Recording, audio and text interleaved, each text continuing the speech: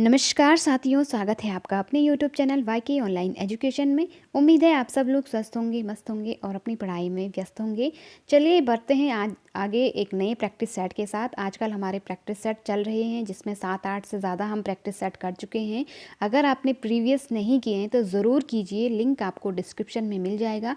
और प्लेलिस्ट में भी आपको मैंने बहुत सारे लिंक आपको मिल जाएंगे जहाँ पर मैंने आपके सिलेबस के अकॉर्डिंग बहुत सारे टॉपिक्स पढ़ाए हैं। संधि हो गया, समास हो गया और तत्सम तद्भव शब्द, सारी चीज़ें मैं मैक्सिमम चीज़ें कह सकते हैं कि आपको मैं पढ़ा चुकी हूँ। तो उन सब का लिंक मैं आपको इसी वीडियो के नीचे डिस्क्रिप्शन में दे दूँगी, आप डायरेक्टली वहाँ से पढ़ सकते हो।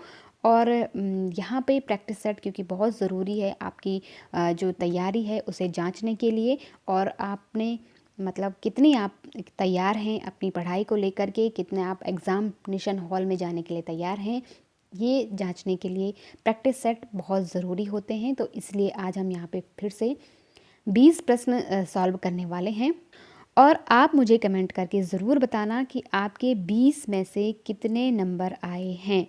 ठीक, तो क्योंकि अपने आंसर लगाते रहिए और वीडियो पॉज कीजिए, क्वेश्चन को पढ़िए ध्यान से और फिर अपना आंसर लगाइए, फिर मेरा आंसर सुनिए, फिर उसको मैच कीजिए कि कितने आपने सही किए कितने नहीं किए, और मुझे कमेंट करके बताइए। ठीक, तो चलिए बढ़ते हैं आगे। यदि आपने अभी तक चैनल को सब्सक्राइब नहीं किया है तो कर लीजिए और साथ ही साथ अपने दोस्तों के साथ शेयर करना बिल्कुल भी ना भूलिए। तो पहला प्रश्न है हमारा आज का, नीति कहती है कि तुम गलत के साथ गलत मत करो। इस वाक्य में कौन सा वाक्य है? देखो, बहुत बार वाक्य से भी आपसे प्रश्न बनते हैं। और यहाँ पर देखिए, नीति कहती है कि ये क्या है? एक आश्रित उपवाक्य है। ठीक, और संज्ञा आश्रित उपवाक्य इसे हम कहते हैं। तुम गलत के साथ गलत मत करो, और एक सरल वाक्य है, तुम गलत के साथ गलत मत करो। तो ये क्या है? सरल वाक्य है। लेकिन इसके पहले क्या है? एक शब्द है, एक वाक्य है जिसे हम कह रहे हैं संज्ञा आश्रित उपवाक्य। ठीक, तो इस तरह के जो वाक्य होते हैं जो आपस में जुड़े हुए होते हैं, एक दूसरे से कनेक्ट होते हैं, तो उनको हम हमेशा किसके अंदर रखते हैं? मिश्र वाक्य के अंदर रखते हैं। ठीक, चलिए आगे बढ़ते हैं। दूसरा प्रश्न है, एक बार पहले भी अकाल पड़ा था और हजारों की संख्या में लोग मरे थे। तो देखो, थोड़ी देर के लिए आप और को हटा दीजिए। एक बार पहले भी अकाल पड़ा था, तो अपने आप में क्या है? एक सरल वाक्य है। ठीक, हजारों की संख्या में लोग मरे थे, ये दूसरा सरल वाक्य है। और दोनों ही सरल वाक्यों को जोड़ने का काम किसने किया है? इस और शब्द ने। और शब्द क्या है? समुच्चय बोधक शब्द है। ठीक, समुच्चय का मतलब होता है दो वाक्यों को जोड़ने का जो काम करते हैं। ठीक, जैसे और, इसलिए, वे। तो ये जो वाक्य होते हैं ना, तथा, ये क्या है? समुच्चय बोधक हैं। और दो सरल वाक्यों को जहाँ पर इन्होंने जोड़ दिया, जो इस तरह से जुड़ जाते हैं किसी समुच्चय बोधक शब्द से, उनको कहते हैं क्या? संयुक्त वाक्य। तो इसका आंसर क्या हो जाएगा? बी। ठीक, चलिए, उम्मीद है आप लोग समझ पा रहे होंगे। दोस्तों, आप लोगों की सबसे बड़ी कमी यही है कि आप लोग शेयर नहीं करते हो, लाइक नहीं करते हो। देखिए, हम आपके लिए इतनी मेहनत करते हैं, इतने एफर्ट्स करते हैं, अपने तमाम कार्यों से टाइम निकाल करके आपके लिए प्रैक्टिस सेट तैयार करते हैं ताकि आपकी थोड़ी बहुत हेल्प हो सके। और इसके बावजूद भी आप लोगों से हम गुरुदक्षिणा के तौर पर कुछ नहीं मांगते। बस इतना ही चाहिए हमें कि आप लोग थोड़ा सा हमें भी मोटिवेट करने के लिए थोड़ा लाइक कीजिए, थोड़ा शेयर कीजिए, थोड़ा कमेंट कीजिए। इससे अच्छा लगता है ना कि थोड़ा सा हम भी मोटिवेट हो जाते हैं। और कहते हैं ना कि अगर आप किसी की तारीफ़ करते हैं तो वो और ज़्यादा उसके अंदर एक ऊर्जा आती है, वो थोड़ा कॉन्फिडेंट हो जाता है कि हमें और अच्छा करना है। तो बस वही चीज़ें हम भी आपसे इतना ही मांगते हैं। थोड़ा लाइक शेयर सब्सक्राइब करते रहिए ताकि हमें भी मोटिवेशन मिलता रहे और हम आपके लिए बेटर से बेटर कर सकें। तो बस यही है हमारी इच्छा, और अपना कर्तव्य समझते हुए आप लोग ये करेंगे, मुझे उम्मीद है। तो चलिए बढ़ते हैं अगले प्रश्न की ओर। तीसरा हमारा प्रश्न है, दुष्ट व्यक्ति की मित्रता स्थायी नहीं होती। इस वाक्य में कौन सा वाक्य है? अब यहाँ पर आप देखिए, दुष्ट व्यक्ति की मित्रता स्थायी नहीं होती। ना तो यहाँ पर कोई आश्रित उपवाक्य है और ना ही यहाँ पर कोई समुच्चय बोधक शब्द है ना। तो सीधी सी बात है, ऐसे वाक्यों को हम किसके अंदर रखते हैं? सरल वाक्यों के अंदर। देखो, सरल वाक्य ऐसा नहीं है कि सिर्फ 4-5 वर्ड का लिखा हो या छोटा सा वाक्य हो उसे सरल वाक्य नहीं, ऐसा नहीं है। सरल वाक्य आपका 1-2 लाइन से भी ज़्यादा का भी हो सकता है। बस वहाँ पर हमें ये देखना है कि वहाँ पर कोई समुच्चय बोधक शब्द ना हो और वहाँ पर कोई क्या कहते हैं, कोई ऐसी क्रिया ना हो जो हमने अभी पहले पढ़ी थी ना, कि इस तरह के जो आश्रित उपवाक्य हो वो ना हो। तो इस तरह के वाक्य की पहचान करने से हम काफ़ी हद तक अपने आंसर तक पहुंच सकते हैं। ठीक, चलिए, तो इसका आंसर क्या हो जाएगा? दुष्ट व्यक्ति की मित्रता स्थायी नहीं होती। तो यहाँ पे सीधी सी बात है, सरल वाक्य हो जाएगा। ठीक, चौथा हमारा प्रश्न है, जब तक मैं हूँ तब तक तुम्हारा कोई कुछ नहीं बिगाड़ सकता। अब देखो, जब तक और तब तक। ठीक, तो यहाँ पर क्या है, दो क्या है, आश्रित उपवाक्य हैं, जब तक और तब तक। तो इन दोनों ने क्या किया है, इस पूरे वाक्य को बांधने का कार्य किया है। ठीक, तो इस तरह के वाक्यों को हम किसके अंदर रखते हैं? मिश्र वाक्य के अंदर रखते हैं। ठीक है, या फिर जैसे आपको देखो, जब तक, तब तक, या जो, अगर हम एक दूसरा उदाहरण देखें, जो व्यक्ति पढ़ाई करता है, जो व्यक्ति पढ़ाई करता है वह या वो कभी असफल नहीं होता है या कभी फेल नहीं होता है। तो यहाँ क्या है, जो और सो, या जो सो भी कह सकते हैं ना, सो कभी फेल नहीं हो सकता, या वह कभी। तो इन दोनों ने क्या कर दिया, इस पूरे वाक्य को क्या कर दिया, जोड़ने का काम कर दिया। तो इस तरह के जहाँ पर भी आपको वाक्य, मैं यहाँ पे एक ट्रिक बता रही हूँ आपको, ठीक है, क्योंकि डिटेल से इनकी परिभाषाएं, इनके उदाहरण तो हम वीडियो में ही समझ पाएंगे। जब हम इस टॉपिक को सेपरेट वीडियो में पढ़ेंगे तभी समझ में आएगा। लेकिन फ़िलहाल तो मैं आपको एक ट्रिक बता रही हूँ कि इस तरह के जब भी वाक्य हो, जब तक, तब तक, जो, सो, है ना, तो सीधे से पहचान उनकी यही है कि आप लोग सीधे से लगा देंगे मिश्र वाक्य। और जहाँ पर भी और दो सरल वाक्य हैं, एक सरल वाक्य इधर, एक इधर, और बीच में क्या है, और है, इसलिए है, तथा है ना, तो इसने क्या है, इन दोनों सरल वाक्यों को जोड़ा, तो ये क्या हो जाएगा, संयुक्त वाक्य हो जाएगा। तो इस तरह की पहचान आप कर सकते हैं और अपने आंसर लगा सकते हैं। ठीक, इसके बाद देखिए, पांचवा हमारा प्रश्न है, निम्नलिखित में से संज्ञा शब्द का चयन कीजिए। तो बताइए कौन सा एक शब्द संज्ञा है? अभिमानी, स्वार्थी, लालची या सागर। तो देखिए,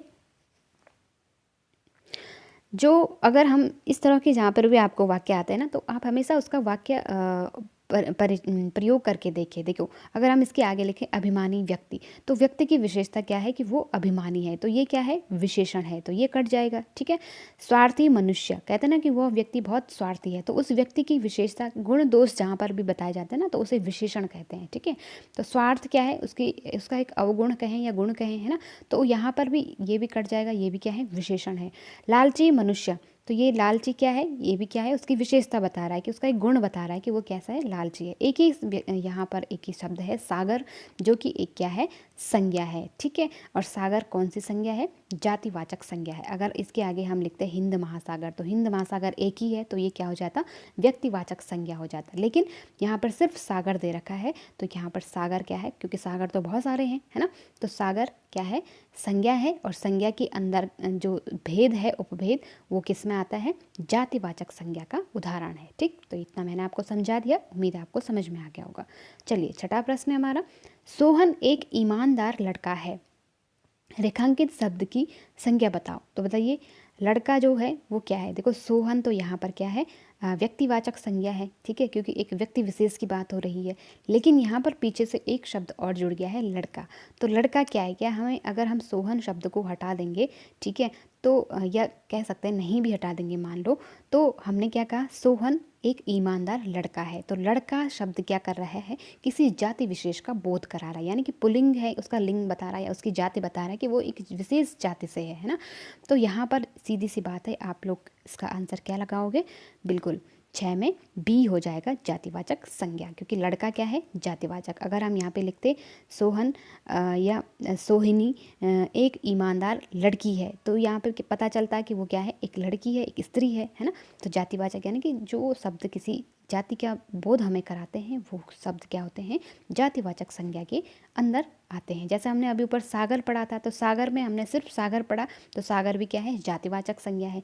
लेकिन अगर हिंद महासागर मैंने कहा, या प्रशांत महासागर कहते, या कोई दूसरा सागर, तो फिर क्या आ जाता, वो व्यक्तिवाचक संज्ञा के अंदर आ जाता। ठीक, चलिए, इसके बाद सातवां प्रश्न है, कौन सा शब्द जातिवाचक संज्ञा नहीं है। अब यहाँ पर एक चीज़ आपको ध्यान रखनी है कि प्रश्न को मैं हमेशा कहती हूँ कि 2 से 3 बार पढ़िए, ताकि आपकी आंसर गलत ना हो। आप, कई बार हम लोग एग्जामिनेशन हॉल में इतने ज़्यादा प्रेशर में होते हैं कि हमें पता नहीं चलता, हम क्वेश्चन को इतने फ्लो में पढ़ लेते हैं कि हमें नहीं का ही हम पढ़ना ही भूल जाते हैं। तो यहाँ पे गड़बड़ हो सकती है, इसलिए आपको ध्यान से क्वेश्चन को पढ़ना है, प्रेशर नहीं लेना है, ठीक है, कॉन्फिडेंट के साथ पढ़ना है। तो देखिए कौन सा शब्द जातिवाचक संज्ञा नहीं है पूछ रहा है, तो अब आपको बताना है जवान, बालक, सुंदर या मनुष्य। तो देखो यहाँ पर जो ऑप्शन सी है सुंदर, क्योंकि सुंदर क्या है, एक भाव को दिखा रहा है। हम कहते हैं ना कि वह व्यक्ति सुंदर है, तो वो उस व्यक्ति की विशेषता भी हो सकती है, उसका जो भाव है, उसके हमने वेशभूषा को देखकर कहा कि वो क्या है, सुंदर है, तो उसके भाव को दिखा रहा है। तो यहाँ पर जवान, जवान क्या है, जाति है। अब हमें क्या पता कि वो जवान है लेकिन कौन सा है ना, उसका नाम नहीं दिया हुआ है। बालक है, तो बालक तो बहुत सारे होते हैं, तो बालक में विशेष बालक का नाम नहीं दिया है। मनुष्य भी क्या है, एक जाति है, क्या वो स्त्री हो सकती है, पुरुष हो सकता है, कोई व्यक्ति हो सकता है ना, तो ये क्या है, जाति का बोध करा रहे हैं। और सुंदर क्या है, एक भाव का बोध करा रहा है, तो इसलिए वो भाववाचक संज्ञा हो जाएगा। ठीक, चलिए इसके बाद देखो, गंगा देवताओं की नदी है, रेखांकित शब्द का की संज्ञा बताओ। अब आपको बताना है कि जो गंगा शब्द है वो कौन सी संज्ञा है, क्या वो व्यक्तिवाचक है, भाववाचक है, समूहवाचक है या द्रव्यवाचक है। तो देखो गंगा जो है वो क्या है, व्यक्तिवाचक है, क्योंकि अगर यहाँ पे गंगा की जगह अगर सिर्फ दिया रहता नदी, तो नदी कि आपको बतानी होती अगर कि नदी कौन सी संज्ञा है, तो फिर वो कौन सी हो जाती, वो जातिवाचक हो जाती। लेकिन यहाँ पर एक विशेष नदी की बात हो रही है, यानी कि गंगा की बात हो रही है, तो गंगा नदी पूरे देश पूरे विश्व में एक ही नदी है गंगा, है ना, व्यक्तिवाचक, तो व्यक्तिगत रूप से एक नदी की बात हो रही है, तो वो किसके अंदर आ जाएगा, व्यक्तिवाचक संज्ञा के अंदर आ जाएगा। ठीक, तो ऑप्शन ए इसका सही आंसर हो जाएगा। अगला प्रश्न है, इनमें द्रव्यवाचक संज्ञा कौन सी है। तो द्रव्य, द्रव्य समझते हो ना, जहाँ पे ठोस, द्रव, गैस इस तरह के पदार्थ होते हैं ना, तो उन्हें हम द्रव्यवाचक संज्ञा के अंदर रखते हैं। तो देखो क्या लड़का ठोस, द्रव, गैस में आता है, भाई नहीं आता है, लड़का तो जातिवाचक में आ गया, है ना। नर्मदा एक नदी का नाम है, आपको पता है, तो ये क्या हो गई, व्यक्तिवाचक संज्ञा हो गई। मनुष्य भी किसी जाति विशेष का बोध करा रहा है, यानी मनुष्य है, स्त्री पुरुष, कोई लड़का कोई लड़की हो सकती है, तो ये भी क्या है, जाति का बोध करा रहा है, तो मनुष्य भी नहीं है, है ना। तो लोहा, यहाँ पे देखो ठोस, द्रव, गैस, हमने कहा ना कि जहाँ पे ये तीनों चीज़ें या इसके अतिरिक्त जो पदार्थ वैसे होते हैं, तो उनको हम जिसमें रखते हैं, चाहे वो कोई धातु है ना, तो वो सारी किसके अंदर आती हैं, द्रव्यवाचक। तो लोहा, सोना, चांदी, पानी, ये सारी चीज़ें किस में आएंगी, द्रव्यवाचक के अंदर आती हैं। ठीक, तो उम्मीद है आप लोग समझ पाए होंगे। यदि समझ में आ रहा है तो लाइक शेयर सब्सक्राइब करते रहें और कमेंट भी करते रहें। देखिए अगला प्रश्न है 10वां, निम्नलिखित में कौन सा शब्द पुल्लिंग है। अब आपको बताना है कि इनमें से पुल्लिंग शब्द कौन सा है। तो चलिए बताइए जल्दी से, ऑप्शन आपके सामने है, वीडियो को पॉज कीजिए और लगाइए।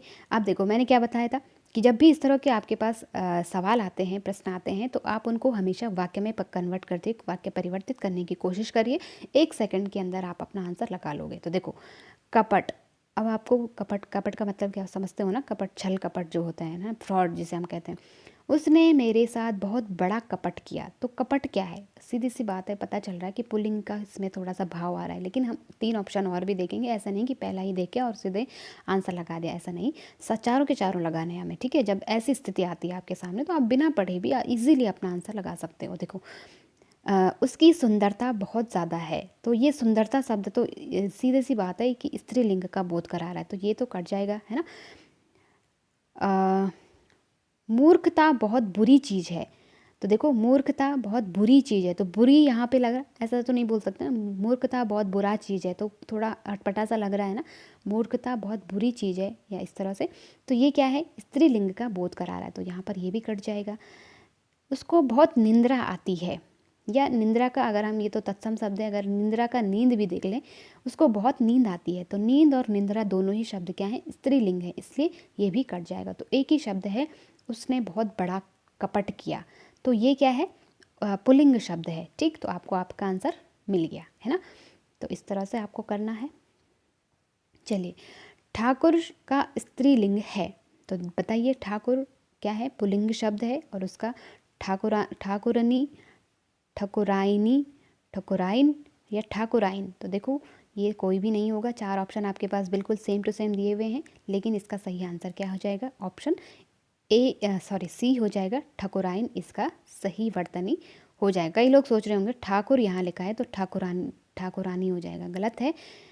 इस तरह के शब्दों को आपको विशेष रूप से ध्यान रखना होता है, ठकुराइन इसका हो जाएगा। ठीक, देखो ज़रूरी नहीं है कि आप हर चीज़ को पढ़ के ही जाओ, कोई चीज़ ऐसी भी, कई प्रश्न ऐसे आते हैं जिनको आप थोड़ा सा अगर स्मार्ट तरीके से सोच लेते हो तो इजीली आप अपना आंसर लगा सकते हो, है ना।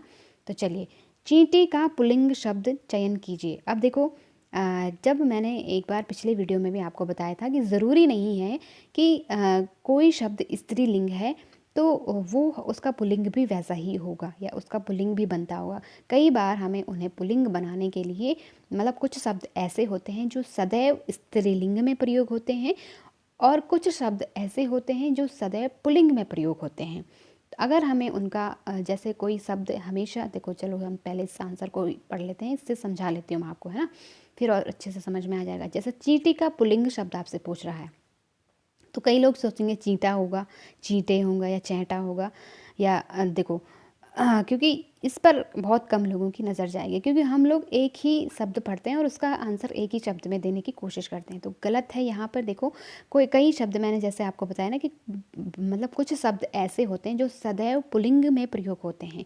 तो चींटी शब्द, हालांकि चींटी का स्त्रीलिंग भी होता है ना, नर चींटी होती है और उसका क्या हो जाएगा, ऑप्शन बी सही हो जाएगा। यानी कि चींटी शब्द हमेशा क्या है, सॉरी, चींटी शब्द जो है वो हमेशा स्त्रीलिंग में प्रयोग करने वाला मतलब होने वाला शब्द है, ठीक है। अगर हमें उसका पुल्लिंग बनाना है तो उसके आगे हम क्या जोड़ देंगे, नर चींटी जोड़ देंगे। और कुछ शब्द ऐसे होते हैं जो हमेशा पुल्लिंग में प्रयोग होते हैं लेकिन उनके आगे अगर हमें स्त्रीलिंग उन्हें बनाना है तो उसके आगे हमें क्या लगाना है, मादा शब्द जोड़ना पड़ता है, ठीक है। जैसे हम कहते हैं कबूतर उड़ रहा है, तो देखो कबूतर का अगर हम बोलें कि स्त्रीलिंग बनाओ तो क्या हम कबूतरी बनाएंगे, नहीं, गलत हो जाएगा। उसके लिए हमें क्या जोड़ना पड़ेगा, मादा कबूतर, ठीक है। उसका स्त्रीलिंग बनाना है तो क्या हो जाएगा, मादा कबूतर। तो इस तरह से आपको ध्यान रखना है, ठीक। चलिए, अगला है हमारा 13वां प्रश्न है, नेत्री शब्द का पुल्लिंग रूप है। तो देखो नेत्री क्या है, स्त्रीलिंग है और उसका हो जाएगा नेता, नेता पुल्लिंग और नेत्री उसका स्त्रीलिंग हो जाएगा, ठीक है। चलिए, 14वां हमारा प्रश्न है, निम्नलिखित में कौन सा शब्द चिड़िया शब्द का बहुवचन है। अब देखो चिड़ियों, चिड़ियाओं, चिड़िया, इनमें से कोई नहीं। तो देखो आपके पास सीधे से ऑप्शन में आंसर बता देती हूँ। चिड़िया का जो बहुवचन होगा वो चिड़िया होता है। देखो कई बार अगर आपको मतलब इस तरह के जो शब्द होते हैं ना, जब आपके पास वाक्य में दिए हुए होते हैं तो इजीली आप उसकी क्रिया के अनुसार उसकी पहचान कर सकते हो, ठीक है। तो क्रिया से भी कई बार आपको आपका आंसर मिल जाता है, लेकिन यहाँ पर सिर्फ चिड़िया दे रखा है क्योंकि पूरी क्रिया नहीं दे रखी है, तो चिड़िया का चिड़िया ही हो जाएगा। यानी कि इसमें क्या चंद्रबिंदु लगकर इसका बहुवचन बन जाएगा, ठीक। देखो हाथी चिंगाड़ रहे हैं, अब इसको मैं आपको समझाती हूँ कैसे क्रिया के द्वारा आप पहचान करेंगे। रेखांकित शब्द का वचन है। तो देखो हाथी शब्द, जब हम बहुत सारे हाथी चल रहे हैं तब भी हम बोलते हैं कि हाथी चल रहे हैं, और एक अगर हाथी है तो उसके लिए भी बोलते हैं कि हाथी चल रहा है ना। एक ही इसी शब्द का हम प्रयोग करते हैं। लेकिन यहाँ पर आप कैसे पहचान करोगे, देखो हाथी चिंगाड़ रहे हैं, रेखांकित में कौन सा वचन है, तो देखो चिंगाड़ रहे हैं, इसका मतलब ये क्रिया क्या है, बहुवचन का हमें क्या करा रही है, बोध करा रही है ना। यानी कि अगर हम यहाँ पे लिखते हाथी चिंगाड़ रहा है तो रहा है क्या है, एक वचन का बोध करा रहे, लेकिन चिंगाड़ रहे हैं कह रहे हैं ना, तो इसका मतलब बहुवचन यहाँ पे हो जाएगा, ठीक। तो देखिए हाथी शब्द एक वचन में भी ऐसा ही प्रयोग होता है और बहुवचन में भी ऐसा प्रयोग होता है, लेकिन इसकी क्रिया के द्वारा हमने क्या किया, उसकी पहचान की, ठीक। अब ऊपर जो चिड़िया शब्द है, यहाँ पर हमें कोई क्रिया नहीं दी हुई है, सिर्फ चिड़िया शब्द दे रखा है, तो चिड़िया शब्द का हमें सीधे सीधे क्या लिखना है, चिड़िया, यहाँ पे उसका बहुवचन हो जाएगा, ठीक। तो ऐसे आपको अपनी पहचान करनी है आंसर की। कौन सा शब्द एक वचन है, तो देखिए गुरुजन, शिक्षक गण, भीड़ या प्राणी वृंद। तो देखो कुछ शब्द ऐसे होते हैं जो बहुवचन होते हुए भी सदैव एक वचन में प्रयोग किए जाते हैं, और कुछ शब्द ऐसे होते हैं जो एक वचन होते हुए भी हमेशा बहुवचन में प्रयोग होते हैं। तो देखो गुरु जन, यानी कि गुरु एक एक सिर्फ अगर गुरु रहता है तो एक वचन, लेकिन पीछे से क्या जुड़ा है, जन जुड़ा है, यानी कि एक से अधिक गुरु हैं, ठीक है। तो ये क्या हो जाएगा, बहुवचन हो जाएगा, तो इसको काट दीजिए, ठीक। शिक्षक गण, तो शिक्षक के पीछे क्या जुड़ा हुआ है, गण जुड़ा हुआ है, तो इसका मतलब यहाँ पर भी बहुवचन है, ठीक। भीड़, भीड़ में आपको पता है बहुत सारे लोग होते हैं, ठीक है, लेकिन भीड़ चल रही है, चल रही है, उसको वाक्य प्रयोग करके देख लीजिए। जैसे देखो अभी चौथा ऑप्शन पढ़ते हैं, प्राणी वृंद, यानी कि प्राणी यानी कि मनुष्य या जो प्राणी है, वृंद जुड़ गया तो इसका मतलब एक से अधिक प्राणी हैं। लेकिन जब हमने इसका प्रयोग किया भीड़, तो भीड़ साक्षी है या भीड़ चल रही है, भीड़ जमा हो गई है, आपने सुना होगा। तो हमने ऐसा तो नहीं बोलते ना हम कभी कि भीड़ जमा हो गए हैं या भीड़ जमा हो जाएंगे, इस तरह से नहीं बोलते ना, तो वाक्य ही गलत हो जाएगा। तो भीड़ शब्द हालांकि बहुत सारे लोगों का, हमें एक बहुत सारे समूह का, बहुत सारे लोगों का समूह है, लेकिन शब्द क्या है, हमेशा एक वचन, अनेक होने के बावजूद भी एक वचन में प्रयोग होता है। तो इस तरह से आपको ध्यान रखना है। ठीक, चलिए 17वां प्रश्न है हमारा, कौन सा शब्द साड़ी शब्द का बहुवचन है। तो फिर से वही पूछा जा रहा है, तो साड़ी का बहुवचन साड़ियाँ हो जाएगा। ठीक, नंबर 18वां प्रश्न है, कौन सा शब्द बहुवचन है, राधा, दर्शन, दिन या पानी। तो देखो मैंने क्या बताया था, कुछ शब्द ऐसे होते हैं जो एक वचन होने पर भी हमेशा बहुवचन में प्रयोग होता है। अब जो दर्शन शब्द है, हम बोलते हैं ना कई लोगों को कि भाई आपके दर्शन नहीं हो रहे हैं, तो नहीं हो रहे हैं, दर्शन शब्द क्या है, दर्शन मतलब देखना। तो देखना भले एक वचन शब्द है, एक वचन में होना चाहिए था, लेकिन जो दर्शन शब्द है वो क्या होते हैं, नहीं हो रहे हैं, आपके दर्शन नहीं हो रहे हैं, हमें भगवान के दर्शन करने हैं। तो ये क्या है, बहुवचन का प्रयोग हमें मतलब बोध करा रहा है। ठीक है, एक वचन होते हुए भी सदैव बहुवचन में प्रयोग होने वाला शब्द है। जैसे मैं एक शब्द बोलूँ प्राण, उसके प्राण निकल गए, तो भाई प्राण तो सब में एक ही होता है ना, बहुत सारे प्राण तो नहीं होते हैं, एक ही प्राण होते हैं, लेकिन हम प्रयोग क्या करते हैं, उसके प्राण निकल गए, ऐसा तो नहीं बोलते ना उसका प्राण निकल गया, तो फिर वो वाक्य गलत हो जाएगा। ठीक है, तो प्राण शब्द एक वचन होने के बावजूद भी सदैव बहुवचन में प्रयोग होने वाला शब्द है। तो इसी प्रकार दर्शन शब्द भी क्या है, जैसे अगर मैं बोलूँ हस्ताक्षर, ठीक है, तो हस्ताक्षर शब्द है। अब हम बोलते हैं ना कि भाई आप अपने हस्ताक्षर कर दीजिए, तो अपने हस्ताक्षर, हस्ताक्षर शब्द भी क्या है, भले एक ही होता है ना, एक ही शब्द लिखते हैं हम हस्ताक्षर में, एक ही नाम लिखते हैं अपना, लेकिन वो शब्द क्या है, बहुवचन में प्रयोग होने वाला शब्द हैं। मैंने अपने हस्ताक्षर कर दिए, ऐसा तो नहीं बोलते ना कि मैंने अपना हस्ताक्षर कर दिया, तो वो गलत हो जाएगा वाक्य। ठीक है, तो कुछ वाक्य मैंने क्या कहा, कुछ शब्द ऐसे होते हैं जो एक वचन होने के बावजूद भी सदैव बहुवचन में प्रयोग होते हैं। ठीक, उम्मीद है आप लोगों को समझ में आ रहा होगा। यदि समझ में आ रहा है तो प्लीज़ मुझे ज़रूर लिखिएगा, ज़रूर बताइएगा। बहुत अच्छा लगता है आप लोगों के कमेंट सुन करके, और जब आप लोग तारीफ़ करते हो, अप्रिशिएट करते हो, तो हमें भी मोटिवेशन मिलता है, जैसे मैंने पहले बताया, आपके लिए अच्छा करने का। चलिए सेकंड लास्ट प्रश्न है आज का हमारा, संबंधवाचक सर्वनाम बताएं। तो बताइए संबंधवाचक कौन सा है, कोई, कौन, जो, वह। तो कोई तो नहीं है, कोई आ रहा है तो ये अनिश्चित वाचक सर्वनाम के अंदर आएगा, है ना। कौन जा रहा है तो ये प्रश्नवाचक सर्वनाम के अंदर आएगा, तो इसको भी काट दीजिए। वह घर मेरा है, तो ये निश्चयवाचक सर्वनाम के अंदर आएगा। ठीक है, देखो जो शब्द है ना वो क्या है, संबंधवाचक। देखो जो व्यक्ति वहाँ खड़ा है वह मेरा भाई है, तो जो शब्द क्या है, वो संबंध बताने का काम कर रहा है। जो घर हरे रंग का है वह मेरा है, तो ये क्या है, संबंध बता रहा है। जो व्यक्ति पढ़ाई करेगा वो व्यक्ति पास हो जाएगा, तो ये क्या है, संबंध बता रहा है ना। तो इस तरह से आप अपना आंसर लगा सकते हो। ठीक, तो ऑप्शन सी इसका आंसर हो जाएगा। लास्ट हमारा आज का प्रश्न है, निम्नलिखित वाक्यों में से किस वाक्य में सर्वनाम का अशुद्ध प्रयोग हुआ है। तो ध्यान रखना, अशुद्ध पूछ रहा है, यानी कि 3 में शुद्ध सर्वनाम प्रयोग किए गए, 1 में अशुद्ध है। तो जानते हैं कौन सा है। चलिए सबसे पहला है, वह स्वयं नहीं आना चाहती। तो देखिए वह स्वयं नहीं आना चाहती, तो पहले तो हम 4 ऑप्शन पढ़ेंगे, जिसमें हमें थोड़ा सा डाउट लगेगा, हम सीधे से आंसर लगा सकते हैं। ठीक है, तो ये तो हमें बिल्कुल थोड़ा ठीक लग रहा है। आपके कहने पर मैं दिल्ली जा सकता हूँ, ये भी ठीक लग रहा है, इसमें भी कोई गड़बड़ नहीं लग रही है। मैं तेरे को एक घड़ी दूंगा, तो हम भले ही क्या करते हैं, कई बार अपनी लोकल बोली में इस तरह से वाक्य हम प्रयोग कर लेते हैं, लेकिन हम ये नहीं समझते उस टाइम कि हम व्याकरण की दृष्टि से क्या इस शब्द का सही प्रयोग कर रहे हैं या नहीं, है ना। तो चलिए अभी इसमें थोड़ा अटपटा सा लग तो रहा है, लेकिन चौथा भी पढ़ लेते हैं। मुझे इस बैठक की सूचना नहीं थी, तो ये भी ठीक लग रहा है कि मुझे इस बैठक की सूचना नहीं थी, है ना। तो यहाँ पर देखो, क्योंकि देखो मुझे शब्द यहाँ पे क्या कहते हैं, सर्वनाम है। मैं तेरे को एक साड़ी दूंगा, एक घड़ी दूंगा, सॉरी।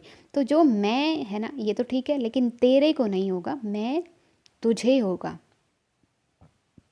ठीक है, मैं तुझे एक घड़ी दूंगा। तो जो ये तेरे शब्द है ना, हालांकि हम अपनी बोली में इसका प्रयोग करते हैं लेकिन वो सर्वनाम गलत होता है ना। तो आपको ये चीज़ ध्यान रखनी है। ज़रूरी नहीं है कि जो हम बोलचाल में प्रयोग कर रहे हैं वो सही हो व्याकरण की दृष्टि से, है ना। तो जो मैं तेरे को एक घड़ी दूंगा, ये यहाँ पर इसका आंसर हो जाएगा। मैं तुझे एक घड़ी दूंगा या मैं तुझको एक घड़ी दूंगा, इस तरह से ये हो जाएगा, है ना। तो आपको इसका आंसर मिल गया। ऑप्शन सी इसका सही आंसर हो जाएगा, बाकी के सारे सही हैं। ठीक, तो इस तरह से आपको करना है। उम्मीद है आप लोगों को आज के जो 20 प्रश्न हैं वो हेल्पफुल लगे होंगे, बहुत अच्छे लगे होंगे। यदि अच्छे लगे, जैसे भी लगे, आप लोग मुझे कमेंट करके ज़रूर बताइए। और इस सेशन से संबंधित आपका यदि कोई भी डाउट आपके मन में हो तो मुझे कमेंट करके ज़रूर लिखिए। मेरा काम ही यही है कि मैं आपके डाउट क्लियर करूँ, आपकी हेल्प करूँ, और इसीलिए मैंने ये चैनल शुरू किया है। तो चलिए मिलते हैं किसी अगले वीडियो में। तब तक के लिए आप लोग अपना और अपनों का ध्यान रखें। लाइक शेयर सब्सक्राइब ज़रूर करें और मुझे कमेंट करके ज़रूर बताएं कि आपके कितने नंबर आज सही हुए हैं। तो चलिए मिलते हैं नेक्स्ट वीडियो में। तब तक के लिए नमस्कार।